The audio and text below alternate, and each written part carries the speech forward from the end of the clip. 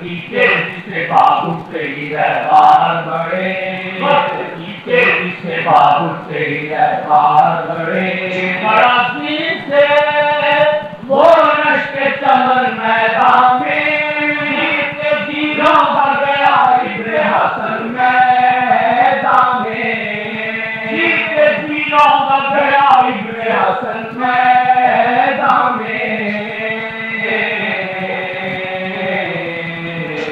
وہ پھول سا کچھ اس طرح پامال ہوا، وہ پھول سا کچھ اس طرح پامال ہوا، کوئی نہ سلامت رہا یہ حال ہوا، کوئی نہ سلامت رہا یہ حال ہوا، دوست کے لوٹوں سے فرش زمینار ہوا،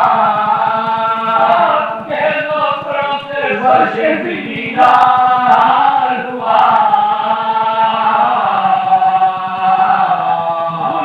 ابن حسن قتل جہاں سار ہوا، اور خون میں قاسم کو ملایا کیسا، شبر کی نشانی کو مٹایا کیسا، کیا تو کس طرح شبیر نے پایا لاشا، کیا تو کس طرح شبیر نے پایا لاشا، ٹکڑے چن چن کے کلیجے سے لگایا لاشا، چن چن کے کلیجے سے لگایا لاشا، پورا بنتا ہی نفانا بنایا لاشا، پورا بنتا ہی نفانا بنایا لاشا، اور باندھ کر گٹری نے کاندھے پہ اٹھایا لاشا، باندھ کر گٹری نے کاندھے پہ اٹھایا لاشا، وہ قدم چلتے تھے شبیر تو رک جاتے تھے، تو اٹھتا تھا تو دل تھام کے جھک جاتے تھے، سوچتے تھے کہ قیامت بھی گزر جائیں گے، ہوئیں گے اہل حرم گٹری تو بھر جائیں گے، ہوئیں گے اہل حرم گٹری تو بھر جائیں گے، بھائی کی تیرا سفر زہر سے کر جائیں گے، بھائی کی تیرا سفر زہر سے کر جائیں گے، اور لاش پر گندگی دیکھیں گی تو مر جائیں گے، لاش پر گندگی دیکھیں گی تو مر جائیں گے، آشقائے کہاں اس رشک چمن کے ٹکڑے، تو یاد آئیں گے پھر قلب حسن کے ٹکڑے، آشقائے کہاں اس رشک چمن کے ٹکڑے، تو یاد آئیں گے پھر قلب حسن کے ٹکڑے، اس طرح پھیلنے میں آئے تو شہے جن و بشر، اس طرح پھیلنے میں آئے تو شہے جن و بشر، خون رشتہ ہوا صافا تھا گٹری سے نظر، خون رشتہ ہوا صافا تھا گٹری سے نظر، ہو گیا عبرت اظہار میں برپا محشر، ہو گیا عبرت اظہار میں برپا محشر، پروان کہا پیٹو لنو سینہ سر، پروان کہا پیٹو لنو سینہ سر، میرے فرزند کی شادی ہے جاؤ مہندی، آؤ زینب میرے قاسم کے لگاؤ مہندی، میرے فرزند کی شادی ہے رچاؤ مہندی، آؤ زینب میرے قاسم کے لگاؤ مہندی، آؤ زینب میرے قاسم کے لگاؤ مہندی، حالت کا بیان پھٹ گیا زینب کا جگر، حالت کا بیان پھٹ گیا زینب کا جگر بدنی کھولی گئی اور پھر ہوا برپا محشر لاش پر خون کو گرا کر کہا فرمان اثر نام قاسم تھا پہ تقسیم ہوا میرا پیسر نام قاسم تھا پہ تقسیم ہوا میرا پیسر باپ کے دل کی طرح لگتے جگر ٹکڑے ہوا مبارک میں نور نظر ٹوٹے ہوا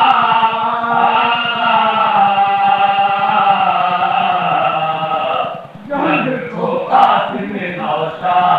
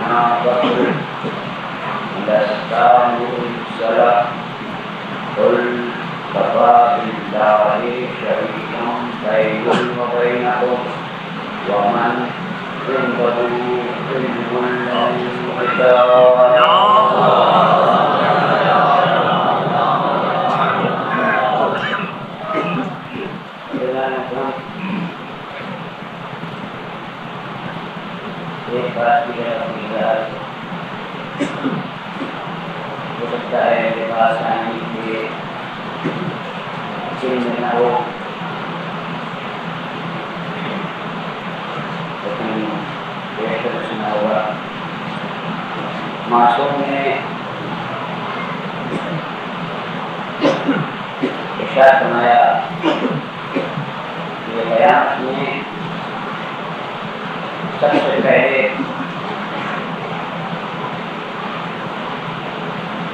میرے گھر امام حسین علیہ السلام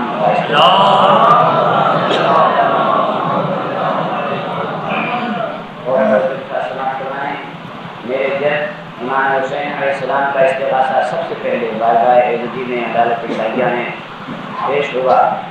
سب سے پہلے میرے جد استغاثہ پیش کرائیں گے. اور آج کی توجہ دیجیے کہ یہ استغاثہ دو جماعتوں اور دو گروہوں کے خلاف ہے.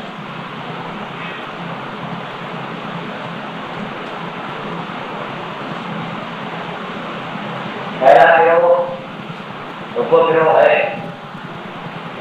جس نے آپ کو شہید کیا، اور اس میں وہ بھی شامل ہیں جو شہادت پر راضی تھے یا راضی ہوں گے یا غیرت میں پڑھتے ہیں۔ یہ پہلا گروہ ہے، اور دوسرا وہ گروہ ہے کہ جو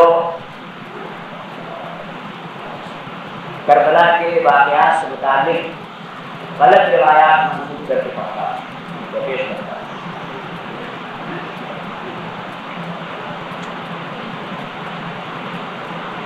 یعنی ایسی روایت جو من غلط ہو پھر وہ غلط ہو جائے، لیکن اگر کتاب میں ہے، مقبر میں ہے،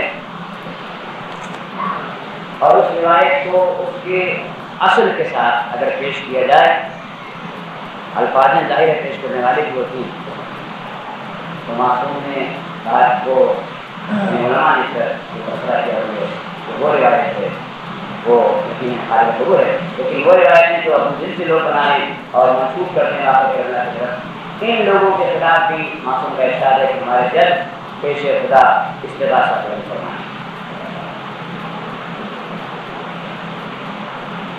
یہ مختصر سا ارشاد تھا، اور کیوں مجھے یہ بات بیان کرنا پڑی آج اپنی تقریر کے ابتدا میں، ہوتا یہ ہے کہ ہم جو مسلسل روایتیں سنتے چلے آ رہے ہیں، اس کے غلام ساری رد و بدل کے ساتھ جو روایت سنتے ہیں کسی عالم سے، تو پھر ایک مرتبہ چوکنا آ جاتی ہے کہ یہ تو حسین کہاں سے پڑھ دیا۔ یہ میں بتا دوں آپ کو کہ بہت سی ایسی روایتیں جو آپ سنتے چلے آ رہے ہیں اور سن رہے ہیں وہ غلط ہیں۔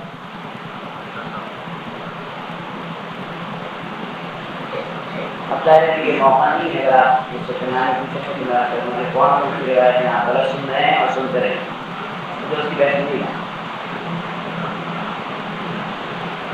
لیکن کوئی روایت اگر ہو اور ذمہ داری کے ساتھ پیش کی جائے تو آپ یہ ذہن رکھیے کہ میں اپنے کو ان لوگوں میں شامل کرنا نہیں چاہ رہا ہوں کہ جن کے خلاف امام استغاثہ بلند کریں۔ میں کوئی روایت ایسی نہیں پڑھتا کہ جس کو میں نے کتاب میں دیکھا ہو، اور جو روایت میں نے پیش کی ہے آپ کی خدمت کر دوں کہ اس کو علامہ رشید ترابی علامہ مقام مقبول نے بے شمار مرتبہ پڑھا۔ ہمارے دوست علامہ طالب جوہری صاحب کے پاس اتنی مرتبہ پڑھ چکے ہیں، وہ یا تشریف لائیں، آپ پوچھیے گا یا اور علماء سے پوچھیے گا۔ یہ بات اس لیے مجھے کہنا پڑ رہی ہے کہ چند باتیں کل تھوڑا سا مجھ سے پوچھی گئیں، اور آج بھی یہ کہا گیا کہ مولانا اس کی وضاحت کروانے میں ہم لوگ ممنون ہوں گے، تو ذرا سا یہ ذہن رکھیے کہ انشاءاللہ میری طرف سے کوئی ایسی بات، کوئی ایسی روایت کہ جو کتابی نہ ہو، وہ انشاءاللہ آپ کی خدمت میں نہیں پڑے۔ ایک مرتبہ اجتماع کر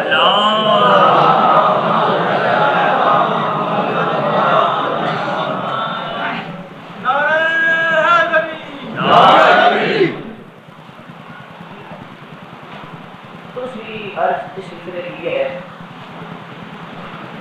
کہ میں اپنے بہرحال ان تقاریر کو سننے کے بعد اس بات کا اندازہ حاصل فرما لیا ہوگا کہ میں واقعاتی قسم کی مجلس جو ہے اس سے اجتناب کروں۔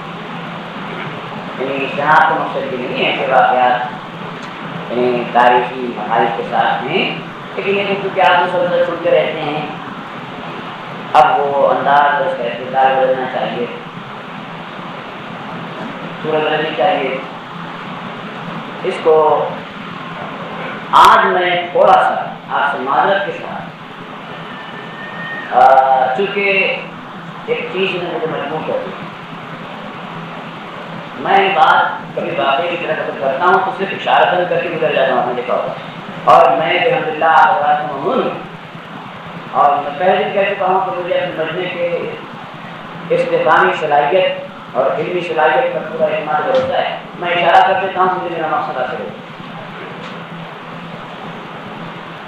لیکن آج تھوڑا سا میں وضاحت کروں گا اس لیے کہ مجھے کچھ ایسی میرے پاس دوست گزار کرائے گی کہ جس کے تحت مجھے تھوڑا سا ڈیٹیل آپ کے سامنے پیش کرنا ہوگی اور اس کے بعد رکھنا ہوگا.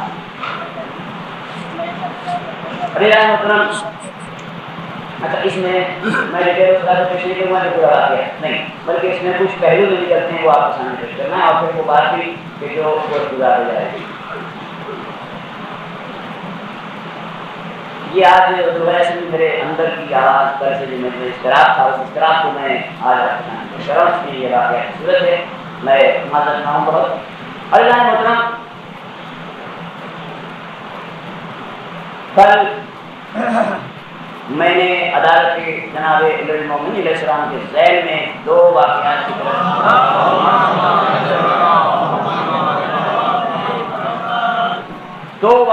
طرف اشارتاً گفتگو کرتے ہوئے اور عدالت کو پیش کیا تھا.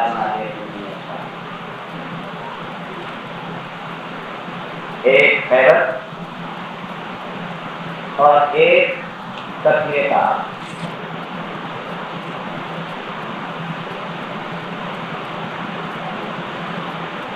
اس تقریر کعبہ کے سلسلے سے میں نے جو پورا واقعہ نہیں کیا اور آج بھی واقعہ نہیں ہے کروں گا، صرف چاہتا ہی ہوں کہ بات پوری ہو جائے واضح ہے. آج اس تقریر کعبہ کے ذیل میں صرف چند باتیں اپنے سامنے کی خدمت میں کرنا ہے جو اپنے مزاج کے مطابق ہیں.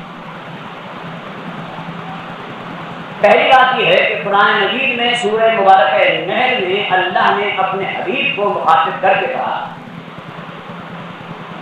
ثم اوحینا الیک ان اتبع ملت ابراہیم حنیفا.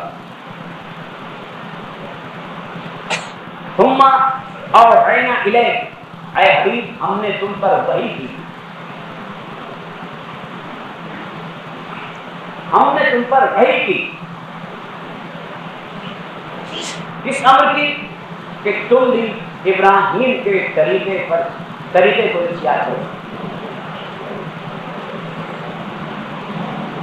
یعنی جو طریقے ابراہیم کے تھے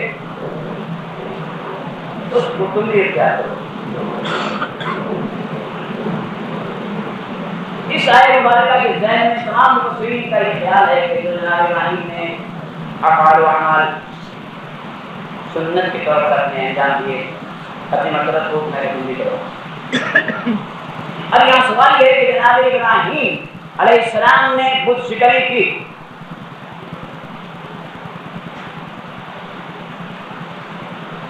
تو اس آیت مبارکہ کے ذیل میں ثم اوحینا الیک ان اتبع ملت ابراہیم حنیفا کے ذیل میں جناب اپنی مرتبہ کو بھی حکم ہے کہ وہ شکنی کریں،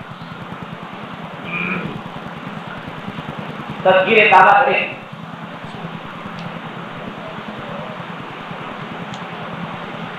تو سوال یہ کیا گیا یہاں نہیں کسی اور مقام کہ جب یہ حکم سرکار ختمی مرتبت کو تھا تو سرکار ختمی مرتبت نے علی کو کیوں شامل کیا؟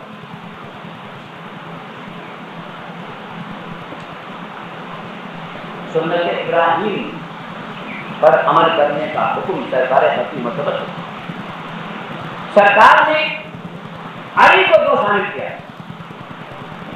وہ بلند بدھ ہی کے لیے صحیح.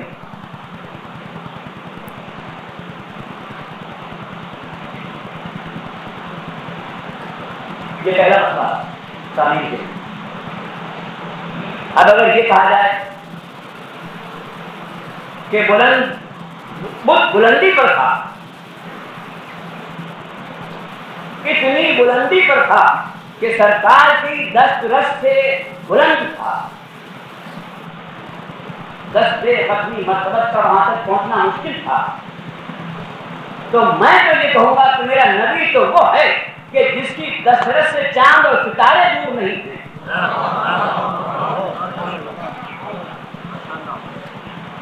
جس کی دسترس سے چاند اور ستارے اور سورج دور نہیں ہیں، ایسا صاحب قدرت رسول ہے، ایسا صاحب قدرت رسول ہے. تو پھر اس نے کیوں ضروری سمجھا کہ علی کو بش عمل میں شریک کیا. خود پورے عمل کو کرنا چاہیے تھا، جیسے سارے خود توڑے تھے. میں نے روایت میں اتفاق سے دیکھا ہے کہ بت 360 تھے. یہ میں نے جملہ اپنے مزاج سے ہٹ کے کہا، تاریخ میں دیکھا ہے. یہ رہنے لگے تو سرکار نے جب باقی بت توڑے تو علی کو شریک اس بت کے لیے کیوں کیا جب اتنا صاحب قدرت؟ تو علی جان محترم اس بات کو میرے تمام سامعین کرام سورہ بقرہ کی مسلسل 2 آیات کی روشنی میں ذہن میں رکھیں. ایک ہے آیت نمبر 124 اور ایک ہے آیت نمبر 125. سورہ بقرہ کی 124ویں آیت امامت سے متعلق ہے، جس میں جناب ابراہیم علیہ السلام کو امامت کا منصب دیا گیا ہے. وہ آیت آپ کے ذہنوں میں ہے، آپ متوجہ ہو گئے اس کی طرف. وہی آیت پیش کرنے کی ضرورت نہیں ہے. انی جعلک للناس اماما، وہ آیت آپ کے ذہن ہے. اور اس کے بعد جناب ابراہیم نے اپنی ذریت کے لیے امامت چاہی تو اب اس 124ویں آیت کے بعد 125ویں آیت میں قدرت نے اعلان کیا وَعَهِدْنَا إِلَىٰ إِبْرَاهِيمَ وَإِسْمَاعِيلَ أَن طَهِّرَ بَيْتِي، ہم نے عہد لیا ابراہیم و اسماعیل سے کہ ہمارے گھر کو پاک رکھو. بہت توجہ آتی ہے. وَعَهِدْنَا إِلَىٰ إِبْرَاهِيمَ وَإِسْمَاعِيلَ أَن طَهِّرَ بَيْتِي، ہم نے ابراہیم اور اسماعیل سے عہد لیا کہ ہمارے گھر کو پاک رکھو. یعنی پہلے امامت دی، پہلے امامت دی، جب امام بنا دیا تو کہا کہ ہم نے عہد لیا ابراہیم اور اسماعیل سے ان طاہر بیتی للطائفین والعاکفین والرکع السجود، ہم نے عہد لیا کہ اے ابراہیم ہمارے گھر کو پاک رکھو طواف کرنے والوں کے لیے، اعتکاف کرنے والوں کے لیے، رکوع اور سجود کرنے والوں کے لیے گھر کو پاک رکھو. تو عزیزان محترم یہ ترتیب آیت بتلا رہا ہے کہ امامت پہلے بھی ہے، گھر کی طہارت کا بعد میں حکم دیا ہے. تو اب امام کے لیے ضروری ہے کہ جو بھی امام ہو وہ گھر کو پاک رکھے. محمد علی بیت محمد صلوات.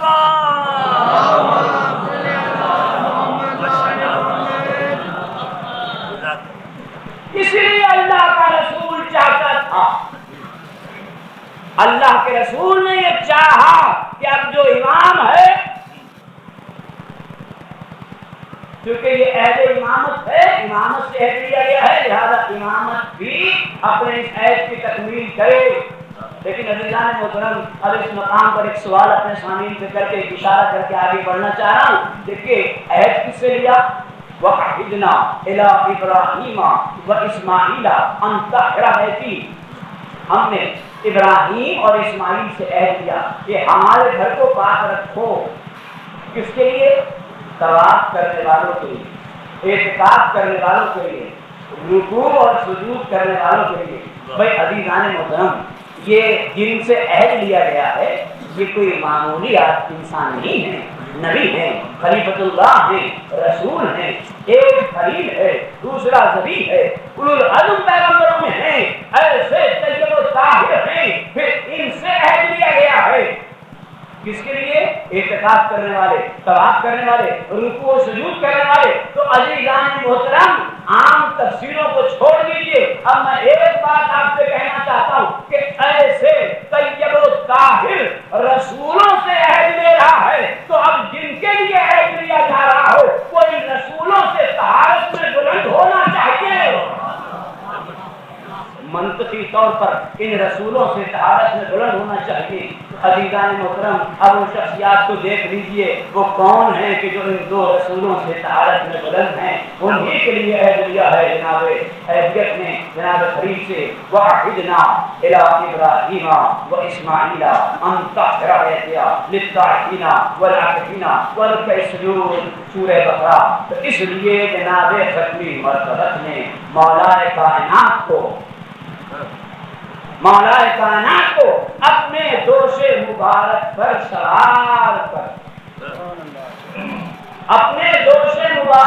سوار کر کے اس لیے بت شکنی کے عمل میں شریک کیا. اس شکنی کے عمل میں شریک کیا، اور علی نے اس بت کو جو دیوار میں نصب تھا اس کو ہلا کر گرا دیا۔ وہ کل کا واقعہ آپ کے سامنے ہے، اس کو ہلا کر گرا دیا۔ لوگ اعتراض کریں کہ علی سے کام لیا، لیکن حضرت شمس تبریز کے صرف چند شعر منقبت کے آپ کے سامنے کرنے پر بات واضح ہو جائے گی۔ حضرت شمس تبریز نے کہا، بہت بڑے ہے کہ مصطفیٰ دنیا کیا سمجھتی ہے اور آپ کیا فرما رہے ہیں؟ مصطفیٰ غیر ہمدم نہ ہو،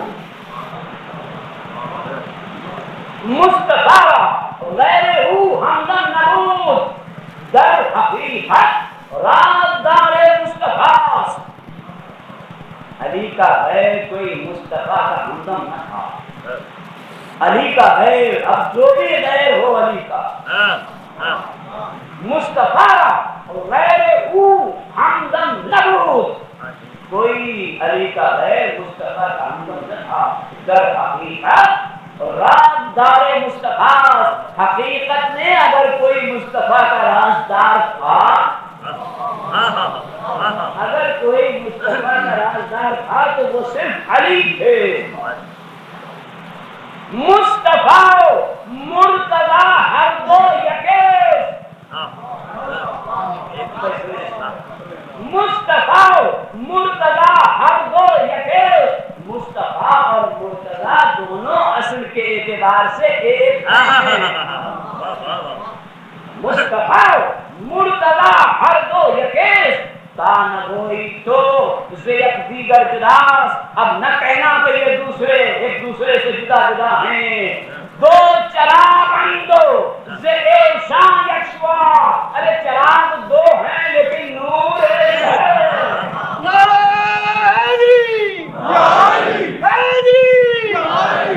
المصطفیٰ المرتضی علی علیہ السلام صلوات۔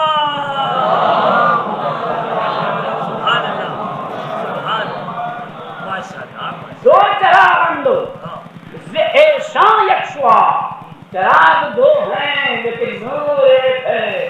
نور ایشان قید یک دیگر جدا، ان کا نور ایک دوسرے سے مختلف نہیں ہے، مختلف نہیں ہے۔ اور اب اس کے خلاف فکر رکھنے والے کو مخاطب کر کے کہا، سنیں میرے سامنے، کہ گر جدا دانی، یہ شمس تبریز رحمۃ اللہ کا فیصلہ کہ گر جدا دانی علی از مصطفیٰ، اگر تو نے علی کو اور مصطفیٰ کو غیر تصور کیا، جدا جدا تصور کیا، تو میرا فیصلہ سن لے، گر جدا دانی علی از مصطفیٰ دشمن جانت خدا کبریا۔ درود پر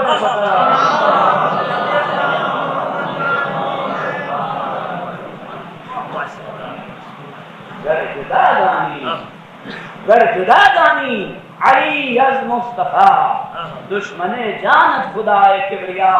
تب اس کا انجام دیکھ لے کہ اگر ایسا ہوا تو پھر تو نے اپنے رب کو اپنے سے ناراض کر دیا، ناراض کر لیا۔ تو عزیزان محترم، اب تو کہنے دیجئے کہ رسول نے اگر علی کو شریک کیا عمل صنم شکنی میں تو یہ کوئی نئی بات نہیں ہے، بلکہ میں ایک جملہ کہوں گا میرے سامنے، انشاءاللہ اسے گریز کریں۔ اس کو جملہ یہ ہے کہ رسول گریز کریں گے، جملہ یہ ہے کہ رسول نے اگر کیا تو کیا برائی تھی، کیا تعجب کی بات ہے۔ اس لیے کہ میں تو یہ کہتا ہوں کہ رسول نے یہ عمل بانفس سے نفیس کیا،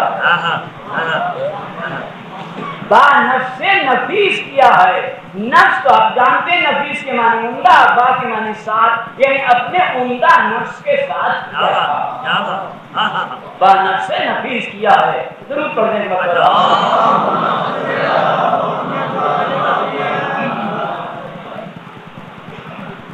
میں نے یہ واقعہ نہیں پڑھا، تفصیل نہیں پڑھ رہا تھا، صرف ایک جملے میں نے اپنے مقصد کو حاصل کر لیا۔ یہ نظرات کی طرف سے صورت کی کلاس پوری ہو گئی، مگر مجھے تھوڑا سا اپنے واقعے کو ڈیٹیل میں جانا پڑا کہ اللہ کے رسول نے عمل وہ شکنی عمل تذکیر کعبہ میں علی کو شریک کیا۔ علی کو 210 پہ سوال کیا، بلکہ میرا دل یہ کہتا ہے کہ اللہ کے رسول کی نظریں مستقبل محیط نظریں، رسول کی مستقبل محیط نظریں، مستقبل کا احاطہ کی ہوئی نظریں علی کے لیے ایسا سامان فراہم کر رہی تھی کہ اگر کسی منزل پر لوگ انگشت نمائی کریں تو ایک مرتبہ خود ان کی نظریں ندامت سے جھک جائیں۔ یہ کون سا موقع کہ جب علی کو ظاہری خلافت ملے،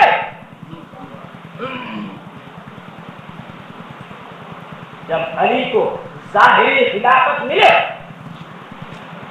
اور علی ایک مرتبہ منبر پر جانے کے بعد اس مقام پر تشریف فرما ہو جہاں اللہ کا رسول بیٹھا کرتا تھا۔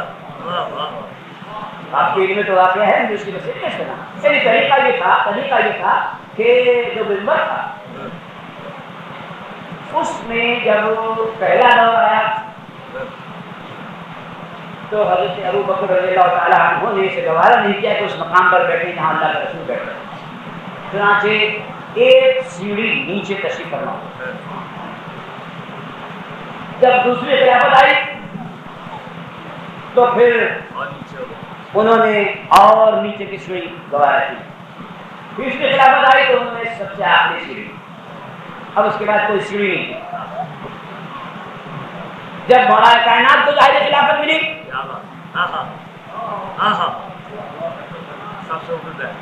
تو مولا کائنات اس مقام پر تشریف فرما ہوئے جہاں اللہ کا رسول بیٹھتا تھا،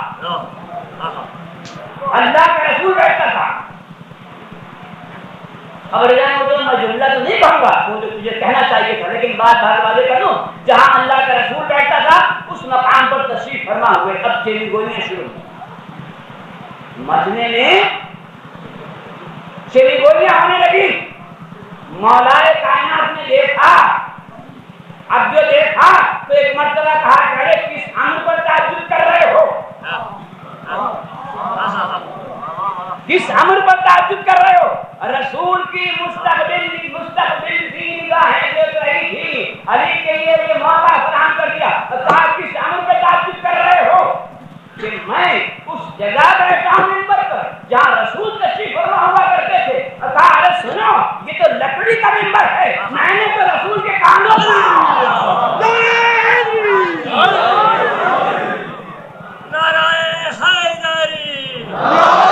جانشین مصطفیٰ علی علیہ السلام سلام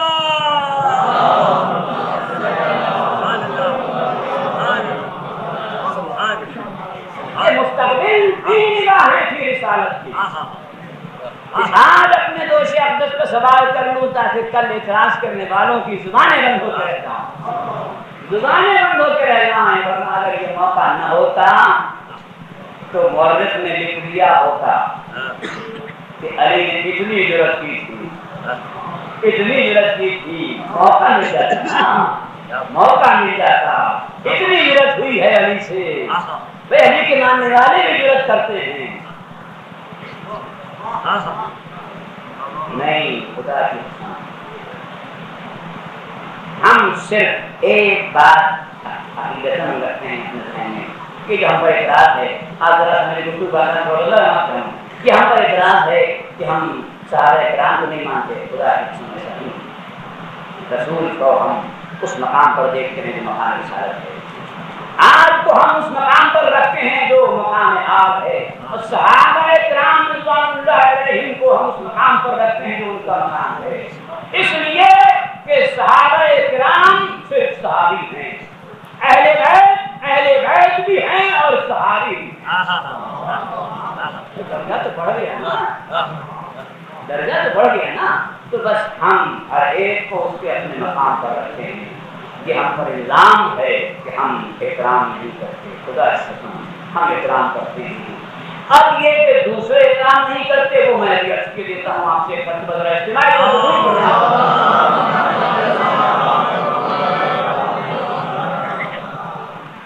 اور یعنی محترم یہاں ذرا سا ایک سوال کر کے بات ابھی ذہن ہے، ایک سوال کر کے پھر میں موضوع پہ رہتا ہوں، بہت معذرت، ذرا سا مجھے یہ بتلائیں میرے سامعین کرام کہ کل میں نے کہا تھا کہ اللہ کے رسول کا یہ ارشاد ہے کہ علی کی مثال اس امت میں کعبے کسی ہے،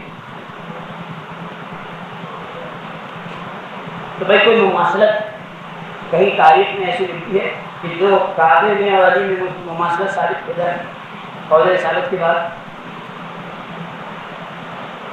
اور مماثلت ثابت ہو تو اس پر ایک سوال آپ سے کروں گا.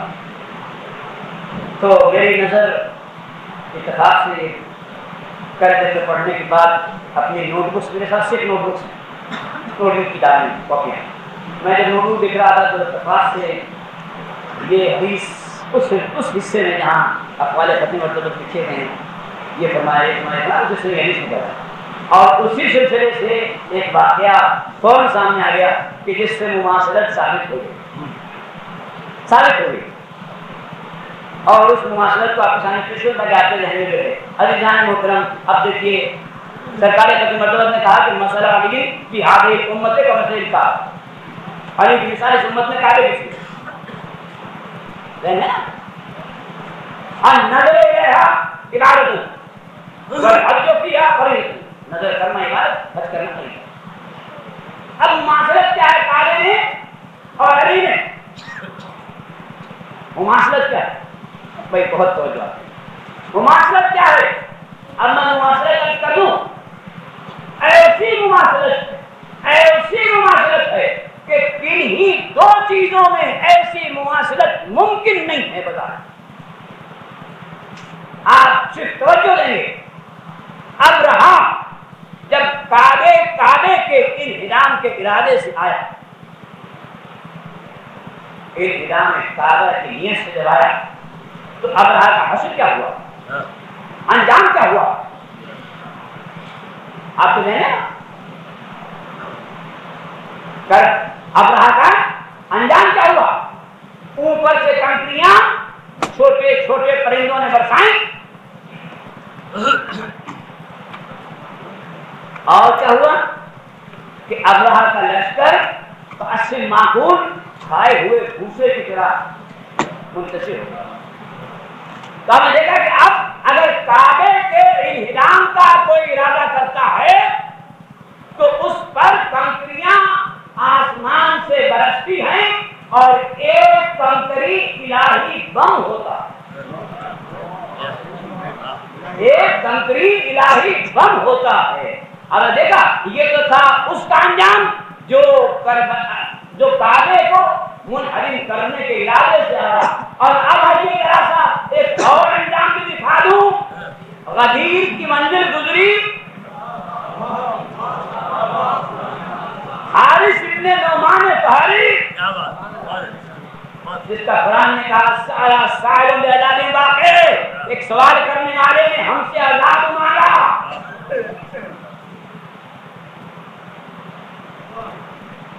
کیا کہا اس نے چلتے ہوئے؟ مجھے نہیں سنا واقعات کے بارے میں. کیا کہا اس نے کہ پالنے والے جو کچھ بھی تیرے نبی نے کہا ہے اگر یہ سچ ہے اور تیری طرف سے ہے یہ نعمت اور رعایت کا انعام،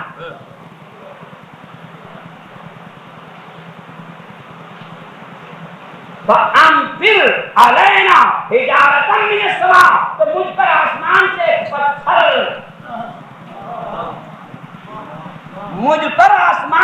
پتھر پھینک دے، میرے اوپر ڈال دے. تو اب روایت یہ ہے کہ سواری تک نہیں پہنچا تھا کہ ایک پتھر آسمان سے آیا، سر میں پیوست ہوا اور ایڑی سے نکل گیا. عزیزان محترم، اب دیکھا نا کہ علی نے اور کعبے میں کتنی مماثلت ہے.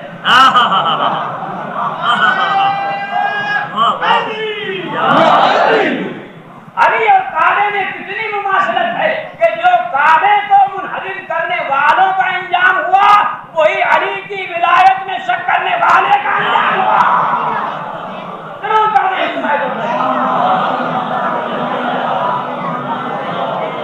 نعرہ حیدری، علی آقا، علی مولا، علی علیہ السلام صلوات.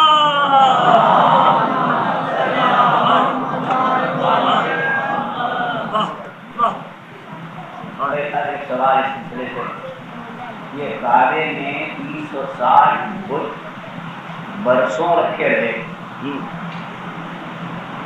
کعبے میں 360 بت اصنام برسوں رکھے رہے. اللہ نے کوئی عذاب نازل نہیں کیا. مشیت کے فیض و قدرت کو جنبش نہیں ہوئی.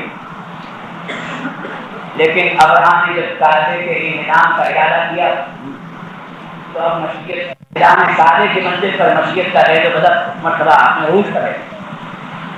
تو عزیزان محترم اس بات کو یاد رکھیے، کعبہ ہے اساس حق. جب تک براہ راست اساس حق پر ضرب نہیں کرتی، اساس حق پر ضرب نہیں لگتی، اس وقت تک مشیت کا فیض و غضب اپنے عروج پر نہیں آتا ہے. اسی چیز کو سامنے رکھیے کہ جب اصل حقیقت نظر آتی ہے تو فیض و غضب سامنے آتا ہے. اسی چیز کو سامنے رکھ کر سورہ حسن کو دیکھیے، جنگ حسین کو دیکھیے. اسی چیز کو سامنے رکھ کر اس کو دیکھیے گا کہ حسن نے صلح کیوں کی اور حسین کربلا میں کو تارا. اب میں اصل عنوان کی طرف ایک مرتبہ ذرا استعمال کرتا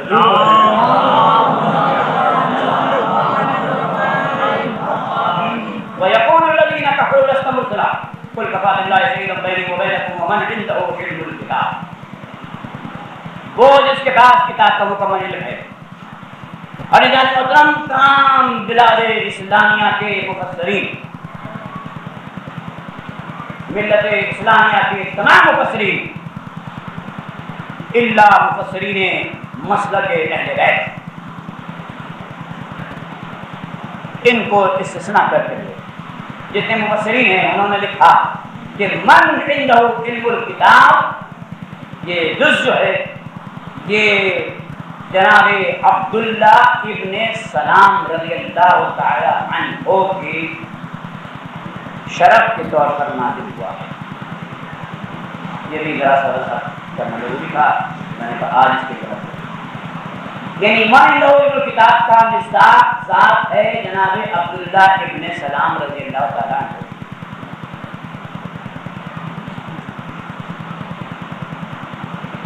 یہ کون شخص، کون بزرگ، کون ہستی؟ جناب عبداللہ ابن سلام رضی اللہ تعالیٰ عنہ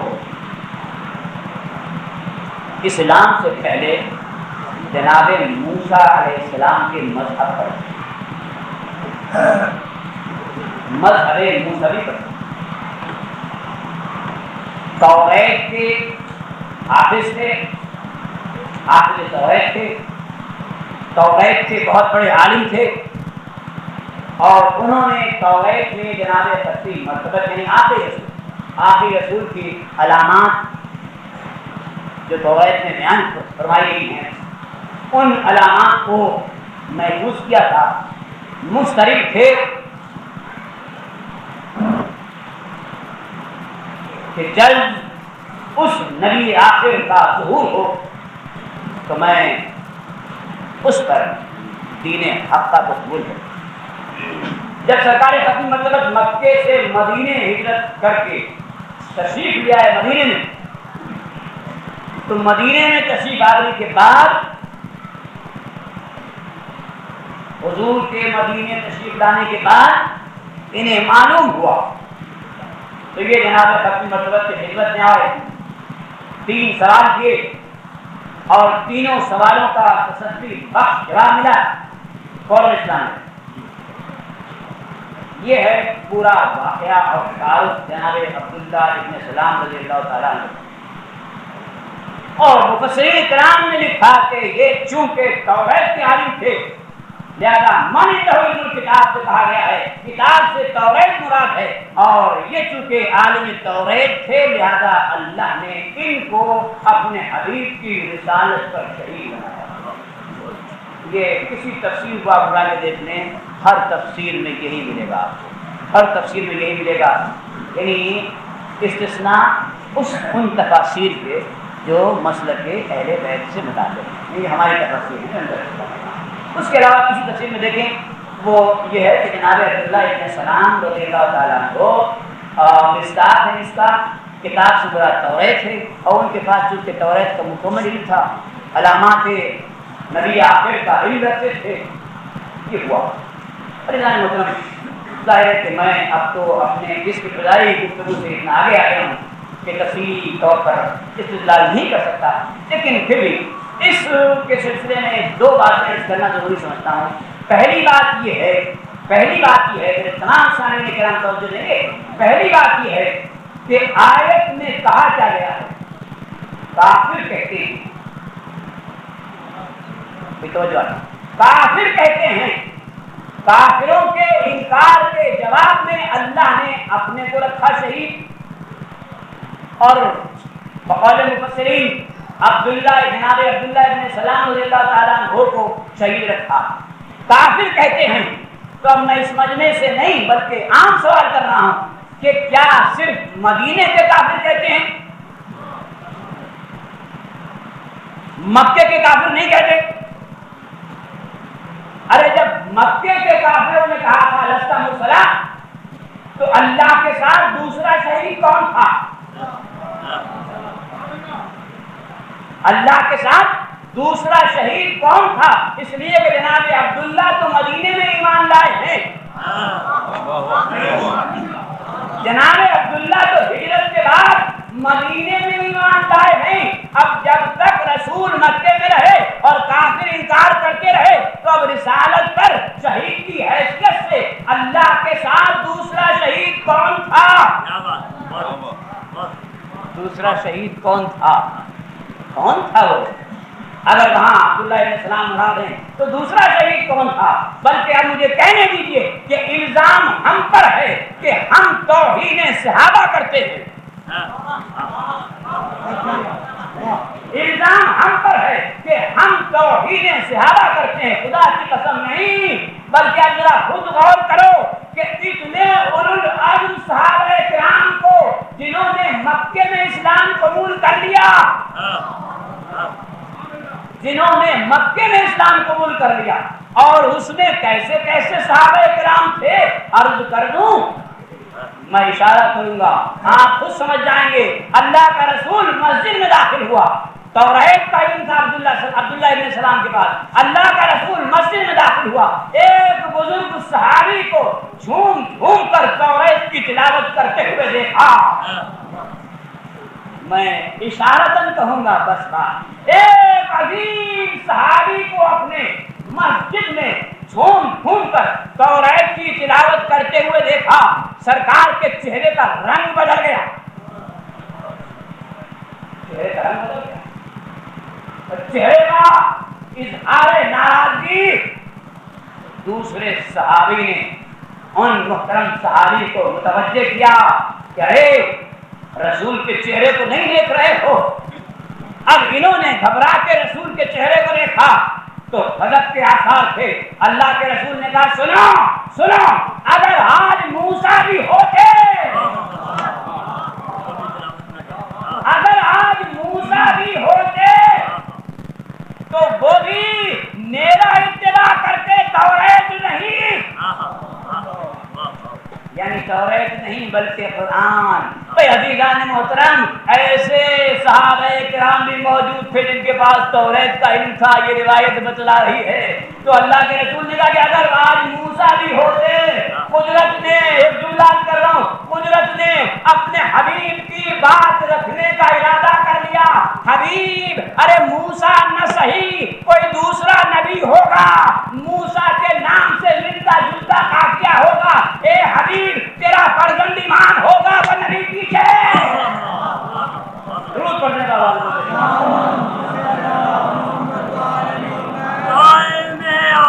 محمد علیہ السلام صلوات۔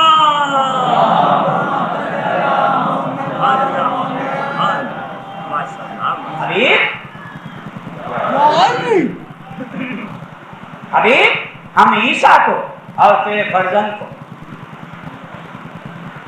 دونوں کو نازل کریں گے، اور پھر دکھلائیں گے دیکھنے والوں کو کہ کون ایمان ہے کون معمول ہے؟ دیکھنے والے دیکھ رہے ہیں حبیب یہ تیرے ارشاد کا کرم ہے جس کا اظہار ہم قرب قیامت میں کریں گے، قرب قیامت میں کریں گے۔ تو ایسے عالم افراد بھی موجود تھے، تو اب یہ کیسے ممکن ہے کہ ایسے جلیل القدر صحابہ کرام کے ہوتے ہوئے اللہ مکی صادق الاسلام اصحاب ختمی مرتبت کو تو شہید نہ بنائے، اور مدینے میں اسلام لانے والے جناب عبداللہ ابن سلام کو اس آیت کا مصداق قرار دے دے، خدا کی قسم ہمیں توہین صحابیت دوبارہ نہیں ماننا پڑے گا کہ کوئی ایسی ذات تھی کہ جو مکے میں بھی شہید رسالت بنی رہی اور مدینے میں بھی شہید رسالت بنی رہی، اور اس کے وجود نے صحابیت کے بھرم کو بھی رکھا، صحابیت کے دھرم کو بھی رکھا۔ اب کون سی وہ ذات تھی؟ اب مجھے کہنے دیجئے، یہ وہ ذات تھی جس کا رسالت انتظار کر رہی تھی، جس کا رسالت انتظار کر رہی تھی۔ نہیں، یہ وہ ذات تھی کہ قدرت نے عجیب انتظام کیا، قرآن اس کا تھا، علی رسول کا، لیکن اب انتظام کی منزل پر اپنے انداز کو قدرت نے بدلا، کہا حبیب جو میرا ہے اسے تیرے گھر میں اتاروں گا، جو تیرا ہے اسے اپنے گھر میں اتاروں گا۔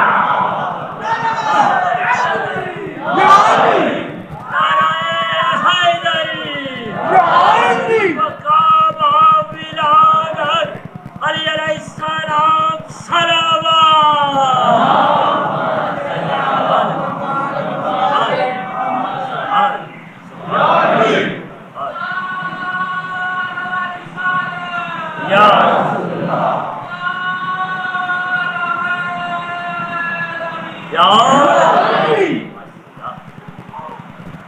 تو وہ شہید مکے میں بھی تھا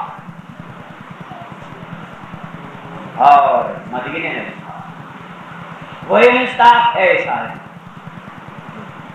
اور وہی سید الوصیین ہے، جس طرح سے میرا نبی سید النبیین ہے، اس کی رسالت کی گواہی تمام انبیاء کی رسالت کی گواہی ہے، اسی طرح سے سید الوصیین کی ولایت کی گواہی ہر امام کی ولایت کی گواہی ہے۔ اب اذان میں سے کتنا کافی ہے؟ ارے جان محترم، یہ بھی ایک جواب تھا ایک سوال کا جو میں نے کیا، اب سمجھنے والے کے لیے اشارہ کافی ہے۔ علی شہید رسالت، اور کیونکہ میں نے عرض کیا کہ آپ تھوڑا سا واقعاتی انداز ہوگا، اور شہید رسالت کا کام ہے کافروں کے مقابلے میں رسالت کا دفاع، اللہ بھی دفاع کرے اور یہ شہید رسالت بھی دفاع کرے۔ کل میں نے علی کی عدالت پیش کی تھی، واقعات بہت سے ہیں، اگر مجھے تو چاہتا ہوں کہ جو عنوان میں نے رکھا ہے وہ تسلی بخش طور پر اپنی منزل تک پہنچے، واقعات بہت سے ہیں۔ اب آج میں چاہتا ہوں کہ دفاع پیش کروں آپ کے سامنے ہے، اور ذرا سا تفصیل کے ساتھ، بہت سے دفاع ہیں، آپ کی پوری نظر ہے ان پر، لیکن مجھے سب تفصیل میں نہیں جانا، صرف ایک دفاع کو کہ کس طرح سے دونوں شہیدوں نے رسالت کا دفاع کیا ہے، کس طرح سے دفاع کیا ہے، تاکہ یہ ثابت ہو جائے کہ شہید من عنده علم الکتاب کا مصداق شہید صرف علی ابن ابی طالب کی ذات ہے۔ عزیزان محترم، میں پشاور میں تھا تو کسی موقع پر مجھ سے سوال کیا گیا، اسی چیز کو میں آپ کو جاننا کر دوں، اس سے پوچھا کہ صاحب مولانا یہ فرمائیے مجلس کے بعد، میرا موضوع نہیں تھا نہ میں گفتگو کر رہا تھا، ایک صاحب نے سوال کیا کہ فرمائیے کہ جو حضور نے ہجرت فرمائی، بہت سوال اچھے ہیں جو پیدا ہوتے ہیں واپس ہوئی، پھر حضور نے ہجرت فرمائی تو کیا یہ ہجرت خوف کی بنا پر تھی؟ سوال کہا اپنے مقام پر بہت اچھا، اس سے پوچھا گیا کہ کیا یہ حضور کا ہجرت کرنا مکے سے ڈر کی وجہ سے تھا کافروں کے؟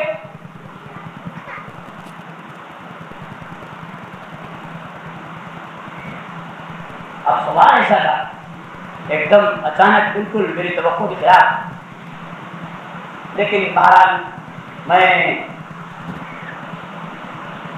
بارگاہ عزت میں سجدہ ریز ہوا ہوں اس کے بعد کہ ایسا جواب ذہن میں آیا، اور وہی چاہتا ہوں اسی سے پھر اس واقعے کی تفصیل آپ کے سامنے تفصیلی صرف چند باتیں کروں گا۔ اور محترم، کیا ہجرت مکے سے مدینے کی طرف جو سرکار کو حکم ہوا ہے، کیا یہ بردنائے خوف ڈر کی وجہ سے تھی؟ بھائی جو حالات بتلا رہے، جو واقعہ بتلا رہا ہے، اس سے تو ثابت ہوتا ہے کہ خوف کی وجہ سے تھی۔ لیکن اگر رسول کے پاس خوف آ جائے اور پھر رسول نے ہجرت خود نہیں کی، اللہ کے حکم سے کی، تو استغفر اللہ، جب اللہ حکم دے تو خوف کا سوال پیدا نہیں ہوتا۔ لیکن نہیں، اب جو میں نے جواب دیا وہ سن لیجیے اور آپ کی توجہ کے لیے اور اس سے معیار سمجھ لیجیے۔ میں نے کہا محترم، خوف ایک نفسیاتی مسئلہ ہے۔ توجہ سنیں، خوف ایک نفسیاتی مسئلہ ہے اور یہ مسئلہ جہالت کی وجہ سے پیدا ہوتا ہے۔ بھائی غور کیجیے، خوف بر بنائے جہالت پیدا ہوتا ہے۔ اگر علم ہے،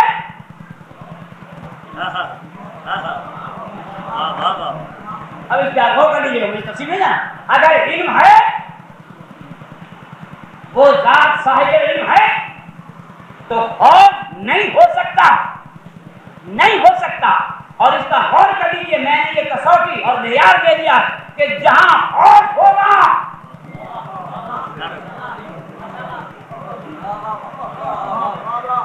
جہاں خوف ہوگا وہاں جہل ہے، اور جہاں علم ہوگا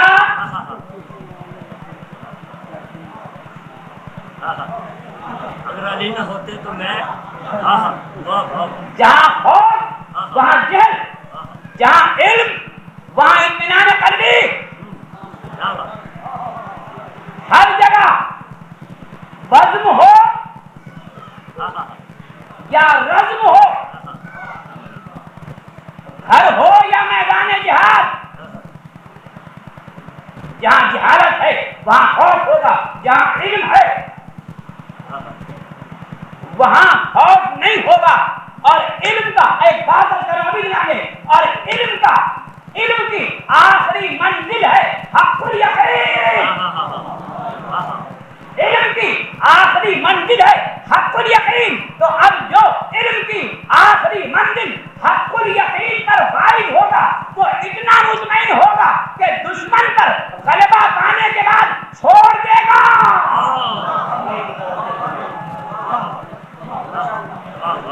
دشمن پر غلبہ پانے کے بعد چھوڑ دے گا۔ ایک جنگ علی نے دشمن پر غلبہ پا کر چھوڑ دیا۔ اب جو اصحاب رسول کے قریب تھے انہوں نے حیران ہو کر رسول سے پوچھا، اللہ کے رسول، ارے یہ کیا غضب کر دیا علی نے یہ کیا غضب کر دیا، یہ کیا غضب کر دیا، غلبہ حاصل کر کے چھوڑ دیا۔ آپ سمجھ گئے نا، عمرو بن عبد الوهاب کا واقعہ کر رہا ہوں، غلبہ حاصل کر کے چھوڑ دیا۔ اصحاب نے پوچھا علی نے یہ کیا کیا، رسول نے کہا اس سے کیا پوچھ رہے ہو، عمل تو علی نے کیا۔ ارے علی آئے تو پوچھ لینا۔ اب علی آئے، پوچھا لوگوں نے کہ علی کیوں چھوڑ دیا؟ اب کہا بات یہ تھی کہ میرا نقش درمیان میں آ گیا تھا۔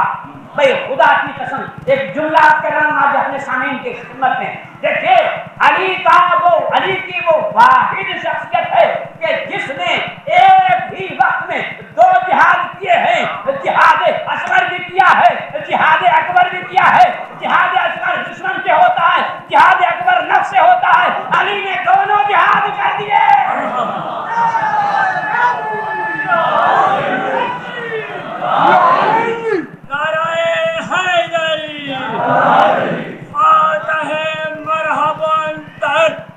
علی علیہ السلام صلوات۔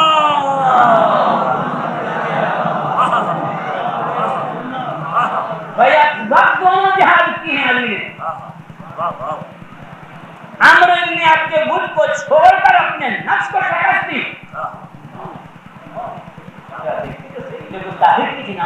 علی نے کہا مجھے غصہ آ گیا تھا، اب جب حسین نے عمرو بن عبد الود کو چھوڑ دیا تو عمرو بن عبد الود کو چھوڑ کر پہلے اپنے نفس کو شکست دی اور اس کے بعد پھر عمرو بن عبد الود کو شکست دی.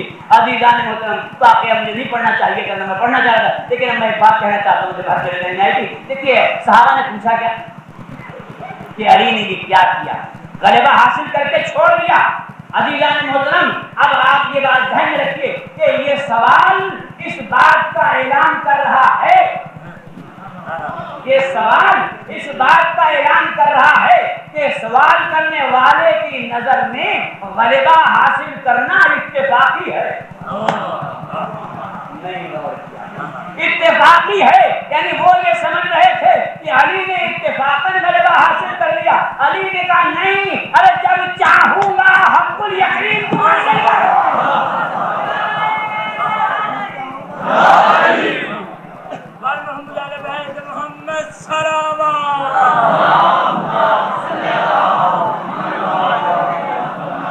جب چاہوں گا غلبہ حاصل کر لوں گا. میں تو حق الیقین کی منزل پر ہوں حق الیقین کی منزل پر ہوں. لو کشف الغطاء پردے ہٹے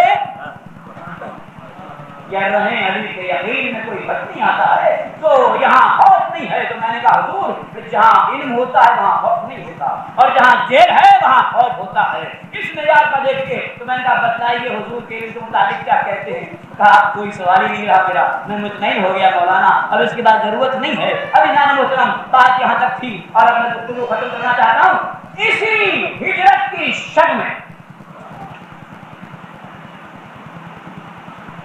اسی ہجرت کے سب میں پورا واقعی ہے سر بہت جلدی آپ پریشان مطمئن نہ ہو. میں تو اس وقت اپنے دل سے اظہار ممنونیت کر رہا ہوں بارگاہ عزتی میں کہ کم سے کم میرا بیان اس لاحق تو نگاہ عزتی میں ہوا کہ رحمتیں سر پر منڈانے لگی. میرے سر پر بھی اور میرے سامعین کے سر پر بھی یہ کتنا بڑا اعزاز ہے ہم سب کے لیے. ایک مرتبہ اجتماعی طور پر ذرا بلند آواز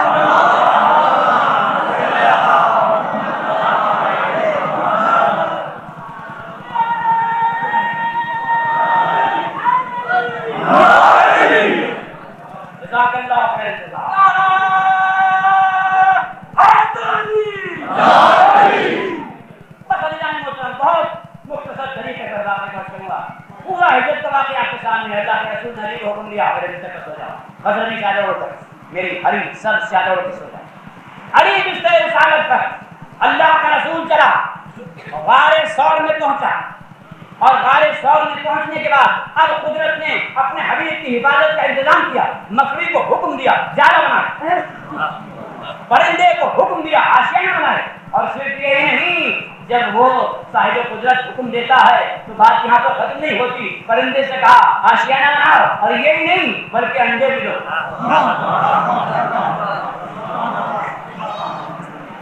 پرندے نے آشیانہ بنایا کوئی نہ بات کل فیکون والی بات ہو گئی نا. یعنی جب وہ صاحب کل کسی پرندے کو بھی کہہ دے تو آشیانہ بنتا ہے. انڈے اس میں موجود ہوتے ہیں پرندہ بیٹھتا ہے مکڑی جالا بناتی ہے. اور یہ جالا کیسا ہے؟ جبریل آئے مکڑی کو دیکھا اس کے جالے کو دیکھا. ایک مرتبہ مکڑی نے جبریل کو دیکھا. کہا جبریل کیا دیکھ رہے ہو؟ کہا تجھے اور تیرے جالے کو دیکھ رہا ہوں.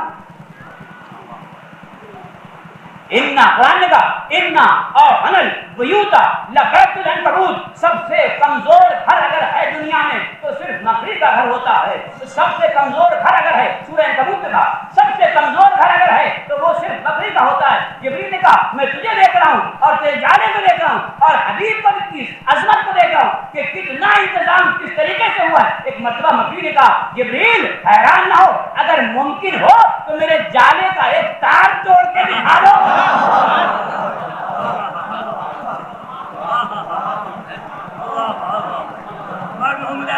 محمد سلام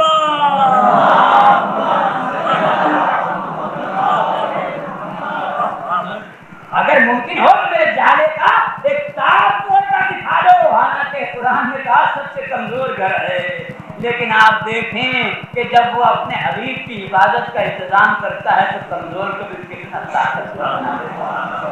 نہیں، اگر میں مزاج سے ہٹ کے جملہ کہہ دوں کہ دیکھیے کہ جب وہ تعریف کرتا ہے تو حبیب کے قرب میں رہنے والا کمزور بھی کتنا باہمت بن جاتا ہے، لیکن حقیقی قرب ہونا چاہیے۔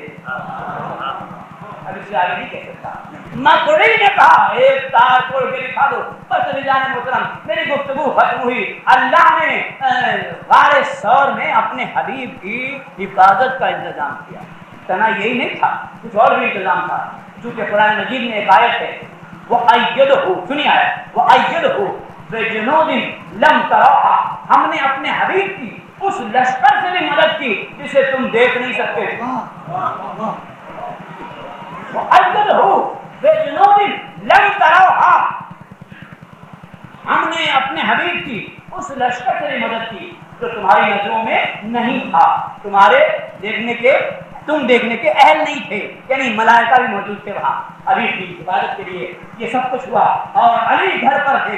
اب علی جان محترم بس میں نے صرف اتنا ہی واقعہ کرنا تھا، مجھے تفصیل میں نہیں جانا تھا اور گفتگو بھی آخری نظم ہے۔ اب میں اس پورے باقین مجمع سے ایک سوال کر رہا ہوں، آپ کا ایمان ہے اس پر یا نہیں کہ اللہ قادر مطلق ہے؟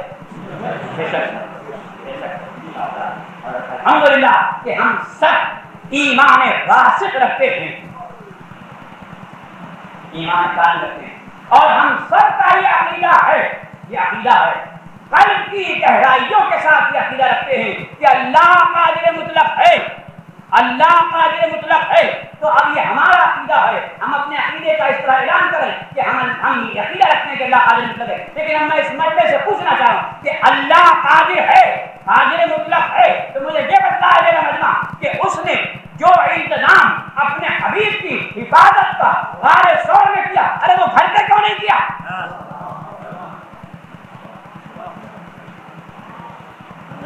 بھائی قادر ہے نا، جو انتظام اس نے وہاں کیا تو گھر پہ بھی تو کرنے کا تجھے لگتا تھا، اور گھر پہ بھی کیا۔ یعنی جب رسول نکلے ہیں تو کچھ پڑھتے ہوئے نکلے، کچھ پڑھتے ہوئے نکلے کہ کافر دیکھ نہ سکے اور اللہ کا رسول نکل گیا۔ لیکن میں آپ سے پوچھتا ہوں کہ جو انتظامات وہاں تمہارے کارنے والے تو نے جو انتظامات وہاں کیے تو یہ اپنے حبیب کو کیوں زحمت دی؟ حبیب گھر میں آرام سے رہتے اور یہیں سارے انتظامات ہو جاتے، اور پھر اتنا یعنی ایک عجیب بات بھی ہوتی کہ کم سے کم علی کا احسان نہ ہوتا۔ جی میں نے ذرا بدل کے انداز میں کہا ہے تو قدرت کی طرف سے جواب ملے گا کہ اے سوال کرنے والے تو کتنا ناقص العقل ہے، تو کتنا کم فہم ہے۔ ارے میں نے کافروں کے مقابلے پر دو کفایتیں رکھی ہیں، ایک اپنی، ایک کتاب کی۔ اگر میں گھر پر انتظام کرتا تو میری کفایت ثابت ہوتی، علی کی ثابت نہ ہوتی۔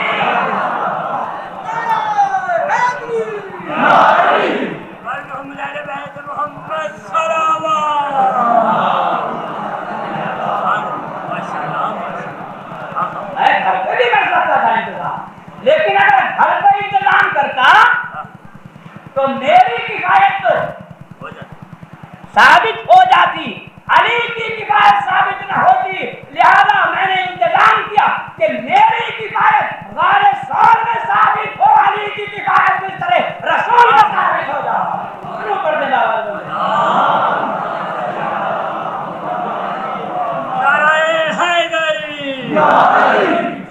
نثار مصطفیٰ علی علیہ السلام صلوات۔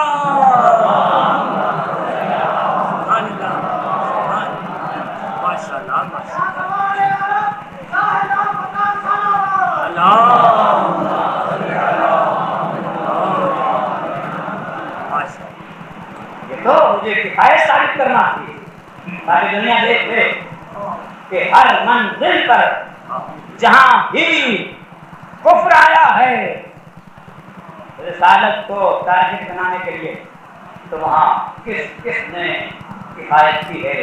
میرے حبیب کی کہ آپ ظاہر ہو جائے دنیا پر اللہ اکبر. ذات بھی کون؟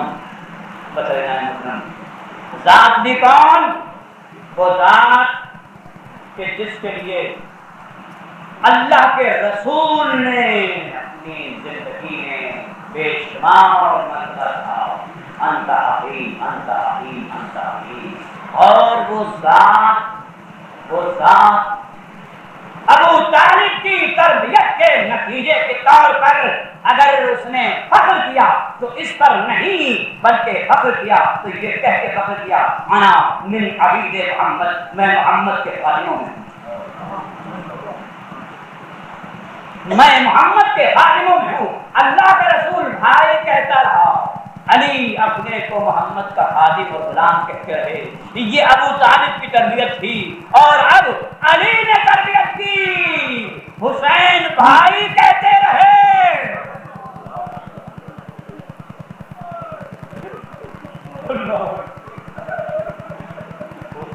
پوری زندگی بھائی بھیا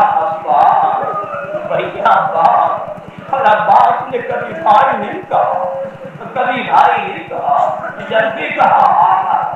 یہ علی کی تربیت تھی، خدا کی قسم علی کی تربیت تھی. اور صرف ایک رات کی تربیت تھی، ایک رات کی تربیت تھی. 21 ماہ مبارک رمضان کی رات جب میرا مولا اپنی تمام اولاد ذکور و اناث کو خطاب کہہ رہا تھا اور تو جناب عباس سے صرف ایک جملہ کہا تھا، ایک جملہ کہا تھا. امام حسین علیہ السلام کے دست مبارک میں عباس کا ہاتھ دے کر ایک جملہ کہا تھا بیٹا عباس اس کا خیال رکھنا کہ یہ فرزند رسول ہے. عباس میرے اس آخری سبق کو تا زندگی یاد رکھنا. اے بیٹا یہ فرزند رسول ہے، تم علی کے بیٹے ہو.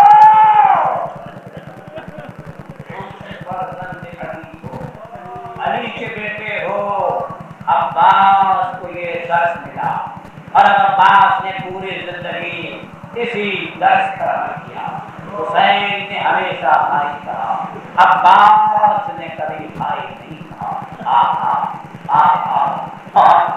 میں غلام ہوں، آتا ہوں میں آپ کا غلام ہوں. عزیزان محترم، عباس کی ہستی کربلا میں عجیب ہستی تھی، عجیب ہستی تھی. عباس کا وجود ہر ایک دل کے لیے تقویت اور قوت کا سبب تھا. سب مطمئن تھے. سکینہ دیکھتی تھی تو مطمئن تھی میرا سچا موجود ہے اور پانی ملنے کی امیدیں موجود تھی. زینب دیکھتی تھی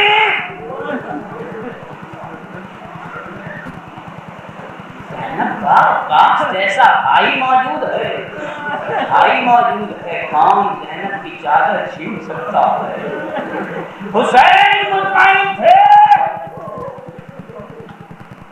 کیا اطمینان تھا حسین کو.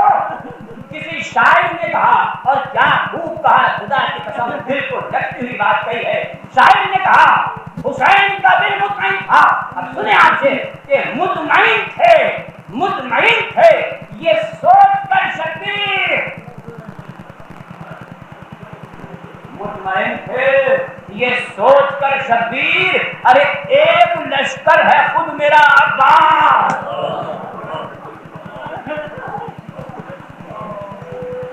مطمئن تھے یہ سوچ کر شبیر ایک لشکر ہے خود میرا عباس. ارے اب حسین کا دل مطمئن تھا کہ میرا عباس پورے ایک فوج کے برابر ہے، ایک لشکر کے برابر ہے. حقیقت بھی یہی ہے. عباس کی شجاعت عرب میں مشہور تھی.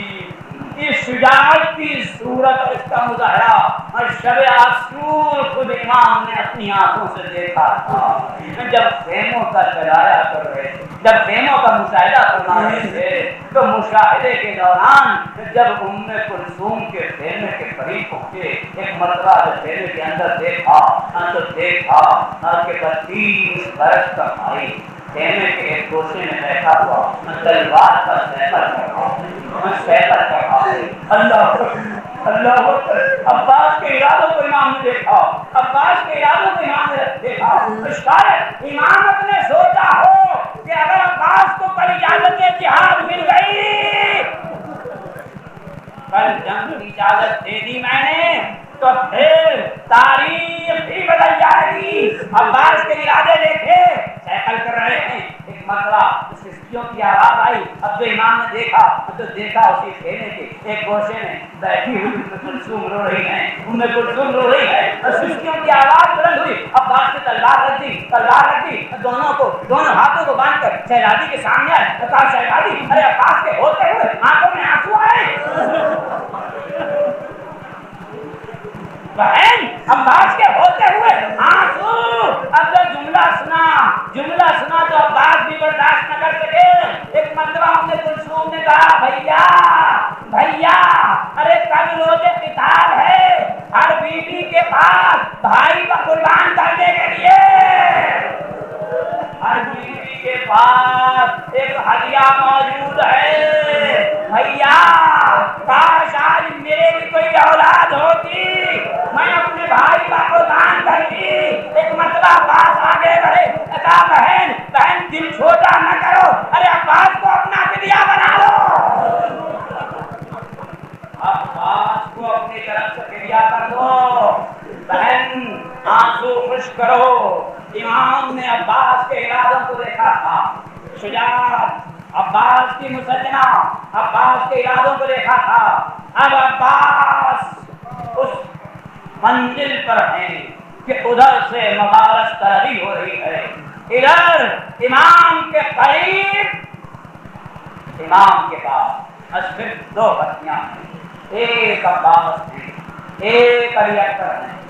عباس کو گوارا نہیں کہ ان کے ہوتے ہوئے شبیہ ہے پیغمبر میدان جہاد میں جائے، ارے یہ بھائی عباس کے خلاف ہے، یہ کیسے ہو سکتا ہے؟ جناب عباس خود خدمت امام میں آئے، امام نے سمجھ لیا، پوچھا عباس کیا ارادہ ہے بھیا؟ آقا ادھر سے مسلسل مبارک طلبی سے آقا اب صرف یا میں باقی ہوں یا شہزادہ موجود ہے یا میرا آقا موجود ہے۔ آقا اب اس غلام کے ہوتے ہوئے کوئی اور میدان جہاد میں نہیں آیا، میں اجازت لینے کے لیے آیا ہوں۔ امام اور جناب عباس کی ارادوں کو شب میں دیکھ چکے تھے، جب تلوار کا سیکل کرتے ہوئے دیکھا تھا۔ یہ ہے وفا عباس، سمجھے کہ وفا کا مفہوم کیا ہے؟ امام نے کہا عباس ارے کیسے اجازت دے دوں بھائی، تم تو میرے لشکر کے نمبردار ہو، بھیا تم تو میرے لشکر کے نمبردار ہو۔ یہ سننا تھا کہ جناب عباس کی صدقہ کے کہا مولا ارے اب وہ لشکر ہی نہ رہا، مولا اب وہ لشکر ہی نہ رہا جس کا میرا نمبردار تھا۔ تو جب لشکر نہ رہا، علمبردار زندہ رہ کر کیا کرے گا؟ عباس کیسے اجازت دوں؟ میرا مولا سوچ رہا تھا، یہ سوچتے پلٹ رہے تھے کہ ایک مرتبہ ثانی زہرا کے خیمے سے ایک بچی کی آواز نے عباس کے قدموں کو پکڑ لیا۔ ایک چچا پیاس ہلاک کیے دے رہی ہے۔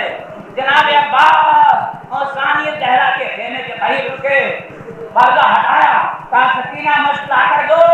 چچا پانی کی سبیل کرتا ہے، مشق لی، مشق نہیں اور مشق کو دانے کا رکھ کر امام کی خدمت میں آئے. اب مجھے وہ گفتگو نہیں عرض کرنا جو روایت میں، مگر میں اپنے دل کی بات کہہ رہا ہوں کہ جس وقت امام نے یہ منظر دیکھا ہوگا کہ بھائی آ رہا ہے، تانے کا مشق ہے، تو امام نے یقیناً کہا ہوگا عباس ارے پوچھنے کی ضرورت نہیں ہے، ایسی سفارش لائے ہو عباس، ایسی سفارش لائے ہو مشق کی صورت میں کہ اب حسین کو مجبور ہونا پڑ رہا ہے.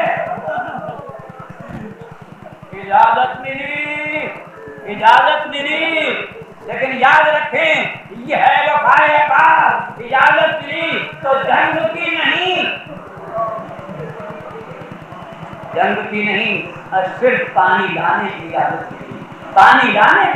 ملی. عباس جاؤ، اگر ممکن ہو سکے تو بچوں کے لیے تھوڑا سا پانی لے آؤ. عباس چلے. ایک مرتبہ امام نے عجیب جملہ کہا. اب وہ بھائی عباس کی میراث کو دیکھے امام نے عجیب جملہ کہا عباس ارے حق کی قسم دے رہا ہوں جنگ نہ کرنا.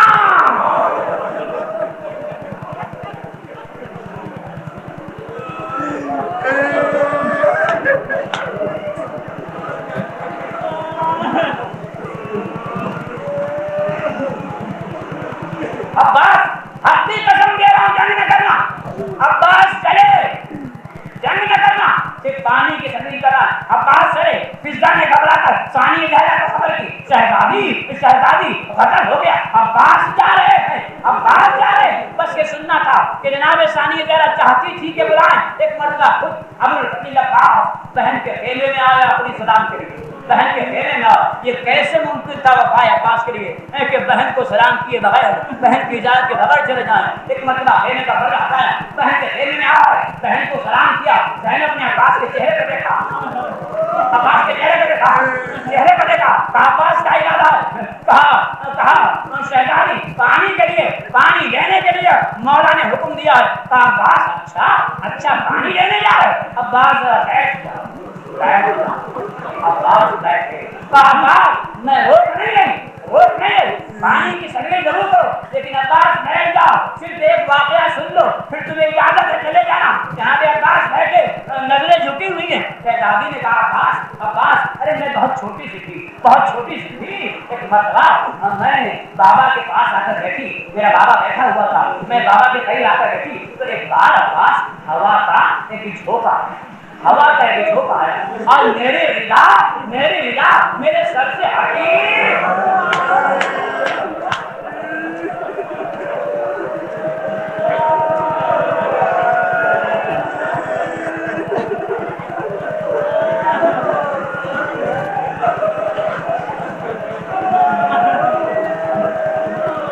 عباس میری رضا میرے سر سے ہٹی اور اتنا ہٹی کہ میرا ایک شانہ کھل گیا. عباس اب جو شانہ کھلا تو بابا نے رضا کو پکڑا لیکن اس سے پہلے میرا شانہ پکڑ کے بوسہ دینا شروع کیا. میں گھبرا گئی. میں نے گھبرا کے پوچھا اے بابا یہ میرے شانے کو کیوں چوم رہے ہیں؟ تو ایک بات کہی تھی بابا نے. زینب اس مقام کو چوم رہا ہوں جہاں کسی وقت رسن باندھی جائے گی. عباس جانتے ہو میں نے کیا کہا تھا؟ میں نے کہا تھا بابا ارے جس کے بھائی موجود ہو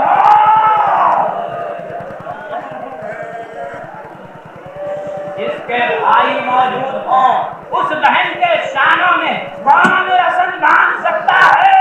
اور عباس ارے تمہیں دیکھ کر میرا دل مطمئن تھا کہ زینب کے شانوں میں رسن کون باندھے گا. لیکن عباس جاؤ عباس. اب میں سمجھ رہی ہوں عنقریب وہ وقت آنے والا ہے. شامیہ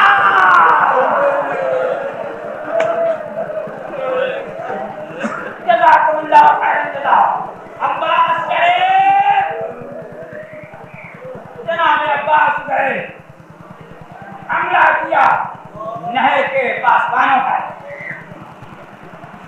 لشکر چھٹا، میرا مولا دریا میں اترا، مشق بھری، مشق کو بھر کر نکلے، تھوڑے سوات ہوئے، ایک کانے کا مشق ہے، ایک کانے کا علم ہے، ایک ہاتھ میں صرف تلوار ہے۔